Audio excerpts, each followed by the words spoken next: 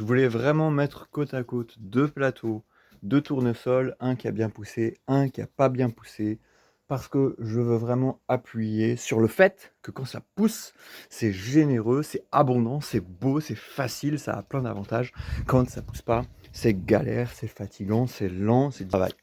Alors, voilà, ici on a un plateau de tournesol qui a poussé dans la serre, qui peine, qui est fatigué. On dirait que plus on fait d'efforts et moins on a de résultats. Vous voyez, il y a une bonne partie qui n'a pas poussé. Du coup, les coquilles, elles restent accrochées. Ça va être beaucoup de travail si on veut avoir assez de pouce pour les trier. Et puis c'est un peu triste, on n'a pas beaucoup de rendement. On a travaillé beaucoup pour semer tout ça dans du compost qu'on a porté, qu'on a acheté, qu'on a mélangé, qu'on a préparé, tout ça. À côté, on a le plateau incroyable. Un plateau qui a super bien poussé, vous voyez. Hop, c'est très dense. Il y a une belle vitalité, des pousses. Et les coquilles, bah, elles tombent à peine je frotte, quoi. À la limite, on n'a presque pas besoin de trier. Ou alors, si on avait que des plateaux comme ça, on aurait, au lieu d'avoir 2 heures de tri ou 3 heures de tri, on aurait un quart d'heure de tri pour le même résultat. Et puis, on a 3 fois plus, au moins 3 fois plus de poids. Et puis, on a cette satisfaction de sentir qu'on n'a pas travaillé pour rien. Alors, pardon. Excusez-moi, qu'est-ce qui explique cette différence? Je ne sais pas exactement. Peut-être que c'est parce qu'il y a un meilleur arrosage à la cave, parce que l'arrosage est automatique. Peut-être que c'est parce que dans l'air, il y a des champignons qui ne sont pas à la cave et qui font qu'il y a des zones sur nos plateaux de... J'ai une drôle de tête sous cette lumière.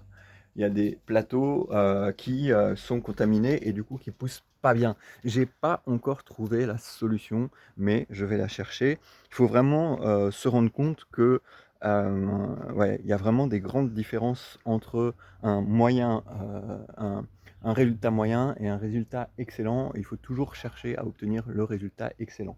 Et je sais pas, j'ai pas toutes les réponses, je sais pas exactement comment on va faire pour y arriver, mais on va y arriver. C'est ça mon objectif, que ce soit pour les micro-pousses ou que ce soit pour le jardin. Je suis déterminé à produire ces micro-pousses, mais surtout à créer un système qui fonctionne, qui permet de produire des légumes, qui permet de produire de la nourriture, qui permet de produire de la viande, qui permet de produire des céréales, toutes les productions agricoles, que ce soit avec un rendement extraordinaire, un rendement parfait, et sans pour autant sacrifier les environnements, sans pour autant sacrifier l'environnement de travail de l'agriculteur, du jardinier, sans pour autant sacrifier l'environnement des gens autour de l'exploitation, sans pour autant sacrifier la santé des clients avec des produits, des hormones, des trucs bizarres ou pas sûrs ou pas testés. Donc c'est ça mon objectif, et je suis peut-être pas le meilleur, ni le plus malin,